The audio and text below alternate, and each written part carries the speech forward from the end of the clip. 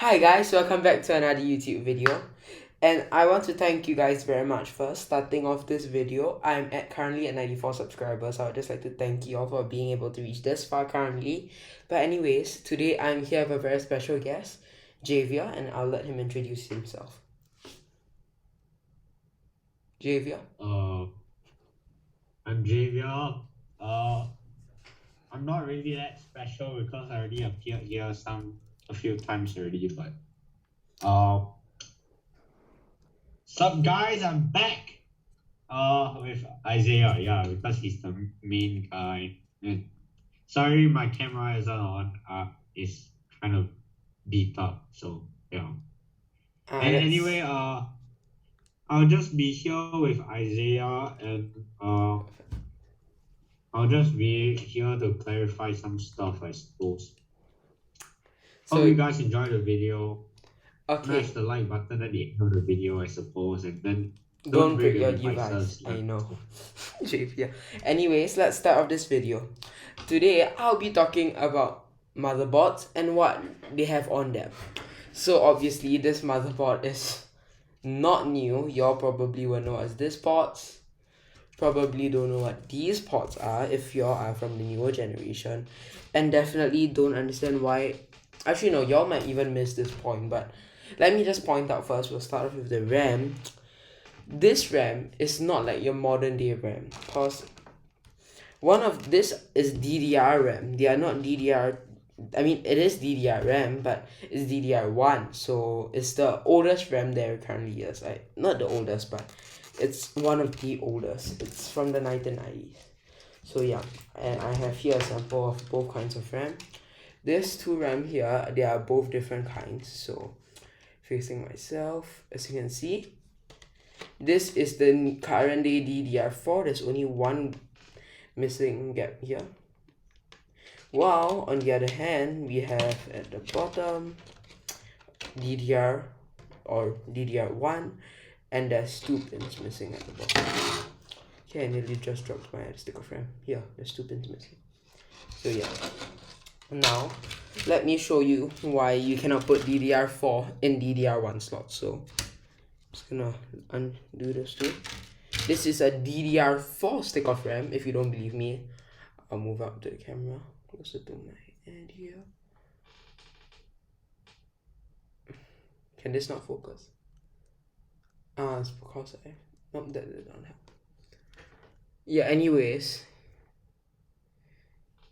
this, if you can't see, okay, you just have to take my word. This is a DDR4 stick of RAM from Kingston, and as you can see, you can't see, so I'll zoom in. The RAM cannot be fully inserted, so I cannot force it in. If I force it in, it will actually break the RAM stick. So I'm just gonna move down and show you all this. It is not fully inserted. It's not very well shown, but it is not inserted. That's why this RAM stick cannot be closed in. And on the other hand, when we have a DDR1 stick of RAM or DDR RAM, here it is. It's a bulkier one. Here, you can just open it, put it in. This is the opposite way. Put it in this way. It matches all the pins at the bottom. You'll be able to hear firm clicking sound. Or maybe not this time, but yeah, you're meant to be able to hear. Oh, let me just get rid of that for a moment. Okay, great. So yeah, and you see when this is inserted, DDR1 RAM is very hard to remove. So in this case, I'll probably just leave it in there. So firstly, on the motherboard, you have RAM slots. And RAM slots are very different throughout. There's different kinds of RAM, like I already said. This is DDR4. This is DDR1 that's installed. I mean DDR, but people call it DDR1. So yeah, that's how you differentiate RAM sticks. The other ways of differentiating RAM stick is by also RAM speed and cast latency, which is the CL rating. This should be the basics. If you're building your own computer, you should know your RAM speed, CL rating. Does it allow XMP? Does it allow the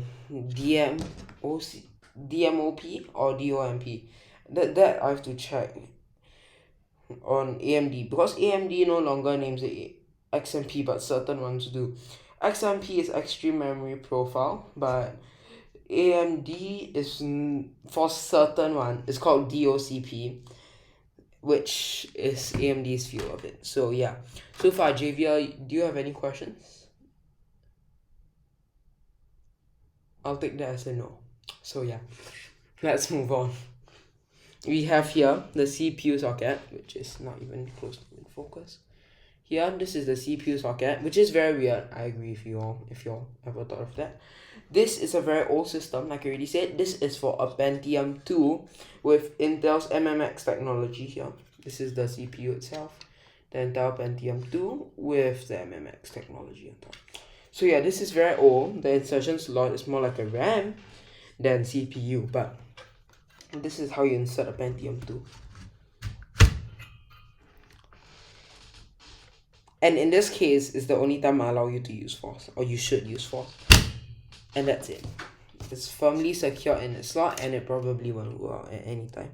And yeah, Javier, if you have any questions at any moment, feel free to ask. Okay, so now let's... Understood. Okay.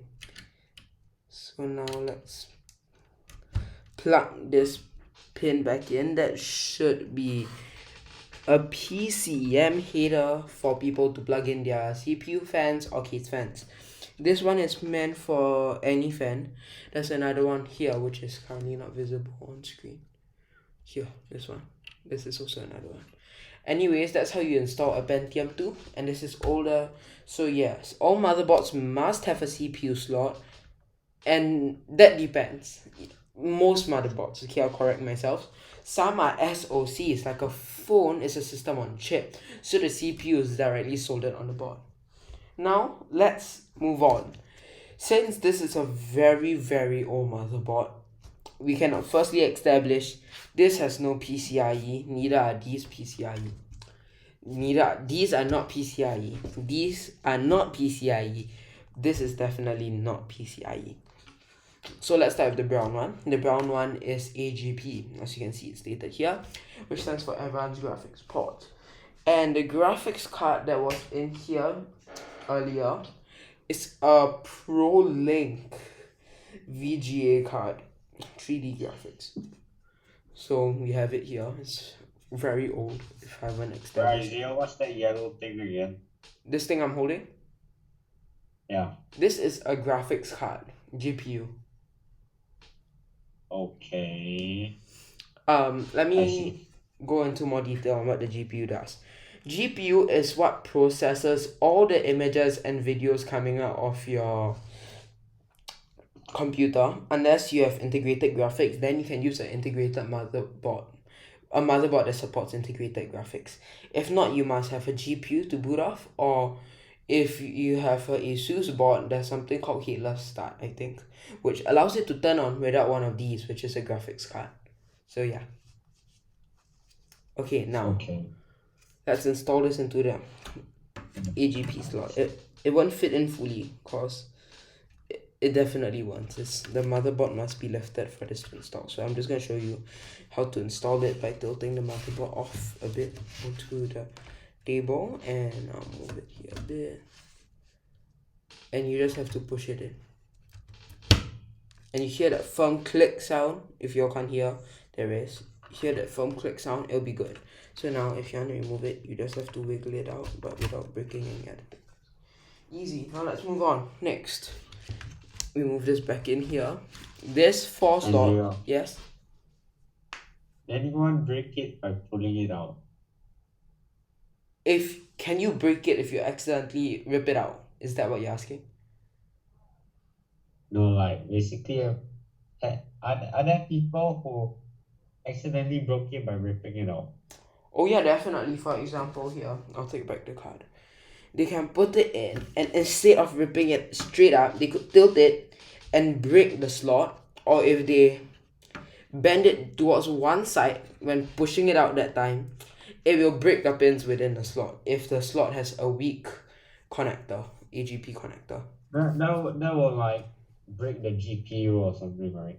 Yes, most definitely. Okay, that's kind of sad. But it would be a well lesson to learn. or a A lesson. costly lesson. A very costly lesson, obviously. Current graphics cards, if you want decent gameplay, you would be paying $500 per piece. And you have to buy a PCIe graphics card because AGP is no longer in use. So yeah, it went through different stages. This is PCI, so after AGP was gone, they moved to PCI graphics. And after PCI graphics, they moved on to PCIe graphics. And I cannot say this for sure, but there may be graphics support for PCIX, a different type of PCI in total. And PCI stands for Peripheral Component Interconnect, and the Express version has the E in it. So yeah. Now let's move on to PCI. We have here 4 PCI slots, only 2 are in use for single slot cards, and this is a sound card firstly. We have here is my grandfather's sound card, and we can install it. I have no clue what sound card this is, but this have an aux cable out, this does CD as well. And this, I think this is a call-in modem, it was not perfect. But yeah, for this we'll have the same issue, we have to move the thing out a bit. Okay, I'll move this out. And like this, we can just push it firmly in and install the card. This is very much more harder to install, so you want to be way more careful and not breaking it. Okay, now this is fully installed, and I have another card which should be an Ethernet RJ45 or an RJ11 port for call-in modems, and I'll arrange them both next to each other. This is to show you how many slots you can get out of this. So yeah, give me a moment while I align the PCI slots. Okay, now both are aligned in, and to prove to you that you can fit every single one in, I will also put the AGP card back in to its slot to prove my point on how this would work. Okay, let's be careful with this AGP card. Okay, so now as we are moving on after talking about PCI, let's move on to back IO. Back IO is usually what you see at the back of your computer. So as you can see, this is the PCI and AGP cards.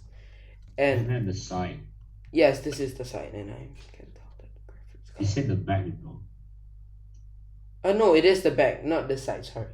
Because the motherboard wouldn't be propped up like this when you put it in the case. And I'll show you how it looks like. So yeah, the motherboard in the case will look like this. And this would be the back, and on the other side would be the front. So yeah. Okay. Let me just move that there.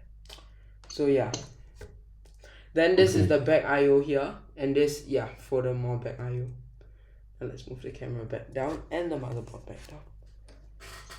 Okay, so now, before accidentally breaking anything, I would remove the AGP card. Isaiah sells and breaks stuff. No, I very rarely break things. I'm not Linus Tech Tips. No offense to Linus. Well, actually, no, I probably break more. You're very bad at breaking things, like you're bad at breaking your losing streak in Pokemon Go, yeah. No one talk about that. Anyways, I probably break more things than Linus himself, because my phone died, if I didn't clarify that. That's why I couldn't upload videos, so I had to get another phone. Huawei always comes in handy. Anyways, that's not the point for this video. Let's move on to the last part of this specific motherboard, and that is the ISA connectors. Actually, this is the second one. What does that stand for? What is this used for? So like, you said like some kind of acronym, right? What does it stand for? I didn't say it's some kind of acronym, it's called ISA. And yeah, it does stand for an acronym. Then what is it? It stands for Industrial Standard Architecture. ISI. ISA. Architecture. Okay. This is used for graphics card as well, but just not the normal kind of graphics card. This is a very, very old connector that... Okay, give me a moment. I found the perfect example to show you here. This is one of the most similar models we have on my phone. So yeah, this tree here is the ISA ports. Like this tree here, they are both similar, and we have the 3 PCIe ports in TIAs. We have 4 PCIe ports here. There's also the 2 chipsets here and one here. And finally, we have IDE ports. These IDE ports are these two IDE ports are used to hook up your hard drives or your CD drives or your DVD drives. So yeah, that's all for on this motherboard, and that will probably end off the video here. Thank you guys so much for watching. And Javier, would you like to say anything before we are done with this video? Can you watch what I said at the start of the video? Okay, I guess. Anyways, thank you guys so much. Thank you guys for following me on this YouTube journey. Leave a like, subscribe. Wait, guys, you should thank the teacher Isaiah for giving us such educational videos. Not gonna question. Anyways, see you guys in the next video. Bye-bye. Yeah, see you guys in the next video I appear. Yeah. Okay, bye.